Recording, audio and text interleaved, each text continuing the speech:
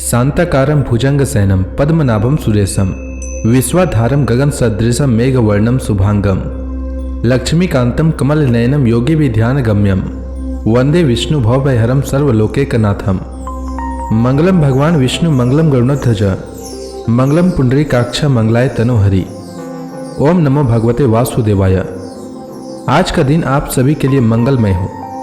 आज मैं अगन मास कथा का 27वां अध्याय सुनाने वाला हूँ। तो आइए सुनते हैं अगन मास की कथा का 27वां अध्याय।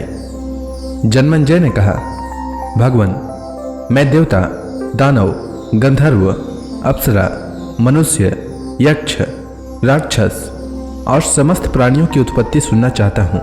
आप कृपा करके उसका प्रारंभ से ही यथावत वर्णन कीजिए। वैशंपायन जी ने कहा, अच्छा, मैं स्वयं प्रकाश भगवान को प्रणाम करके देवता आदि की उत्पत्ति और नाश की कथा कहता हूँ। ब्रह्मा जी के मानस पुत्र मरीच, अत्रि, अंगिरा, पुलस्त्य, पुलह और क्रोध को तो तुम जानते ही हो। मरीच के पुत्र कश्यप थे और कश्यप से ही यह सारी प्रजा उत्पन्न हुई है। दक्ष प्रजापति के 13 कन्याओं का नाम था अदिति, दिति, दनु, काला, दनायु, सिंहिका, क्रोधा, प्राधा, विश्वा, विनता, कपिला, मुनि और कद्रु। इनसे उत्पन्न पुत्र पौत्रों की संख्या अनंत है। अदिति के 12 आदित्य हुए। उनके नाम है धाता, मित्र, अयर्मा, शक्र, वरुण, अंश, भग, विवस्वान, पुषा, सविता, त्वष्टा और विष्णु। इनमें से सबसे छोटे विष्णु गुणों में सबसे बड़े थे। दिति का एक पुत्र था हिरण्यकशिपु। उसके 5 पुत्र थे जिनका नाम था प्रहलाद, सहलाद, अनुलाद, शिवी और बास्कल। प्रहलाद के 3 पुत्र थे, विरोचन, कुंभ और निकुंभ।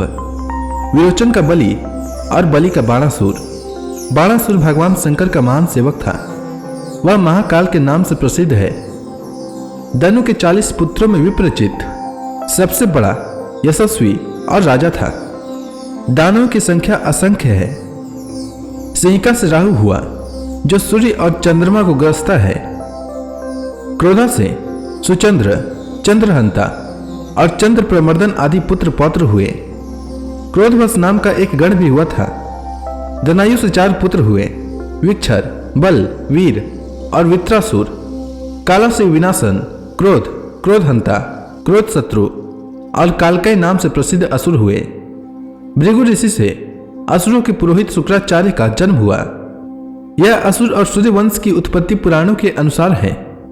इनके पुत्र पौत्रों की गणना संभव नहीं है। तक्षर्य, अरिष्टनेमी, गरुड़, अरुण, आरुणी और वारुणी एवंत्य कहलाते हैं। शेष, अनंत, वासुकी, तक्षक, भुजंगम, कुर्म और कुलिक आदि सर्प कद्रु के पुत्र हैं। भीमसेन, उग्रसेन, सुपर्ण और नारद आदि 16 देव गंधर्व कश्यप पत्नी मुनि के पुत्र हैं। ये सभी बड़े कीर्तिमान, बलवान और जितेंद्रिय हैं। प्राधा नाम की दक्ष कन्या से भी अनवद्या, मनवंसा आदि कन्याएं और सिद्ध, पूर्ण और बरही आदि देव गंधर्व उत्पन्न हुए। कपिला से गौ, ब्राह्मण, गंधर्व और अप्सराएं उत्पन्न हुई। इस प्रकार मैंने तुम्हें सभी की उत्पत्ति सुना दी। इनमें सर्प, सुपर्ण, रुद्र, मरुत और गौ ब्राह्मण आदि सभी हैं। ब्रह्मा के मानस पुत्र 6 ऋषियों के नाम पहले ही बतला चुका हूं। उनके 7वें पुत्र थे स्थानु। स्थानु के परम तेजस्वी 11 पुत्र हुए, मृगव्याध, सर्प, निरति, अजैकपद, अहिर्बुधन्य, पिनाकी, दहन, ईश्वर, कपाली, स्थानु और भव। इन्हें ही 11 रुद्र कहते हैं। अंगिरा के 3 पुत्र हुए, बृहस्पति, उत्तथ्य और संवर्त। अत्रि के बहुत से पुत्र हुए। पुलस्त्य के राक्षस, वानर, किन्नर और यक्ष हुए। पुलह के सलभ, सिंह, व्याघ्र, यक्ष और यहाँ मृग जाति के पुत्र हुए। क्रतु के वालखिल्य हुए। ब्रह्मा जी के दाएं अंगूठे से दक्ष और बाएं से उनकी पत्नी का जन्म हुआ। उस पत्नी से दक्ष की 500 कन्याएं हुई।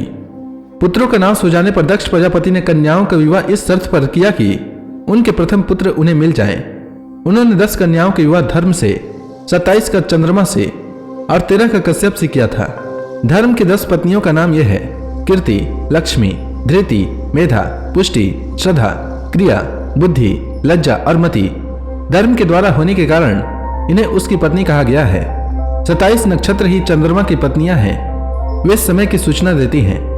ब्रह्मा जी के पुत्र मनु, मनु के प्रजापति और प्रजापति के 8 वसु हुए: धर, ध्रुव, सोम, अह, अनिल, अनल, प्रत्युष और प्रभास। धर और ध्रुव की मां का नाम ध्रुमा, सोम की मां का नाम मनस्विनी, अह की मां का नाम रता, अनिल की मां का नाम सोसा, अनल की मां का नाम सांडिली तथा प्रत्युष और प्रभास की माता का नाम प्रभाता था। धर के 2 पुत्र हुए: द्रविण, हुतवेवा। ध्रुव के काल, सोम के वर्चा, वर्चा के शिशिर, प्राण और रमन नाम के 3 पुत्र हुए। अह के 4 पुत्र हुए: ज्योति, सम, शांत और मुनि। अनल के कुमार हुए। कृतिकाओं ने इनका मातृत्व स्वीकार किया था, इसलिए इन्हें कार्तिकेय भी कहते हैं। इनके 3 पुत्र हुए: शाख, विशाख और नगमेय। अनिल की पत्नी शिवा से मनोच्व और अविज्ञात गति नाम के 2 पुत्र हुए। प्रत्युष के पुत्र थे देवल ऋषि, उनके भी 2 पुत्र हुए थे, क्षमावान और मनीषी। बृहस्पति की पत्नी ब्रह्मवादिनी और योगिनी थी, वही प्रभास की पत्नी हुई। उसी से देवताओं के कारीगर विश्वकर्मा का जन्म हुआ। उन्होंने ही देवताओं के भूषण और विमानों का निर्माण किया है। मनुष्य भी उन्हीं की कारीगरी के आधार पर अपनी जीविका करते हैं। भगवान धर्म ब्रह्मा जी के दाहिने स्तंभ से मनुष्य रूप में प्रकट हुए थे। उनके 3 पुत्र हैं: सम, काम और हर्ष। उनकी पत्नियों का क्रमशः नाम था प्राप्ति, रति और नंदा। सूर्य की पत्नी बड़वा से अश्विनी कुमारों का जन्म हुआ। अदिति के 12 पुत्रों की गणना की जा चुकी है। इस प्रकार 12 आदित्य, 8 वसु, 11 रुद्र, प्रजापति और वष्टकार एवं मुख्य 33 देवता होते हैं। इनके गण भी हैं, जैसे रुद्रगण, श्राद्धगण, मरुदगण, वसुगण, भार्गवगण और विश्व देवगण। गरुड़, अरुण और बृहस्पति की गणना आदित्यों में ही की जाती है। अश्विनी कुमार, औषधि और पशु आदि की गिनती गोया गण में है।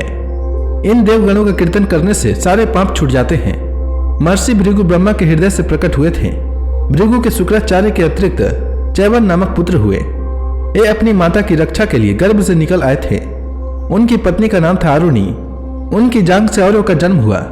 औरों के ऋचिक और ऋचिक के जमदग्नि हुए। जमदग्नि के 4 पुत्रों में परशुराम जी सबसे छोटे थे, परंतु गुणों में सबसे बड़े। वे शास्त्र कुशल तो थे ही, शस्त्र कुशल भी थे। उन्होंने ही क्षत्रिय कुल का नाश किया था। ब्रह्मा के 2 पुत्र और भी थे, धाता और विधाता। वे मनु के साथ रहते हैं। कमलों में निवास करने वाली लक्ष्मी उन्हीं की बहन है। शुक्र की पुत्री देवी वरुण की पत्नी है। उसके पुत्र का नाम हुआ बल और पुत्री का सुरा। जब प्रजा अन्न के लोभ से एक दूसरे का हक खाने लगी, तब उस सुरा से ही अधर्म की उत्पत्ति हुई, जो समस्त प्राणियों का नाश कर देता है। अधर्म की पत्नी का नाम था निरति। उसके 3 बड़े भयंकर पुत्र थे, भय, महाभय और मृत्यु। मृत्यु के पत्नी पुत्र कोई नहीं है। इस प्रकार मुख्य मुख्य प्राणियों की उत्पत्ति का वर्णन किया गया। इस वृतांत का श्रवण करने से पापियों के पाप तो छूटते ही है, सर्वज्ञाता की प्राप्ति भी होती है और अंत में उत्तम गति मिलती है। इसलिए मनुष्यों को यह वृतांत श्रद्धापूर्वक सुनना चाहिए। तो इसी के साथ यह अध्याय समाप्त हुआ। इसके आगे की कथा मैं कल के अध्याय में सुनाऊंगा।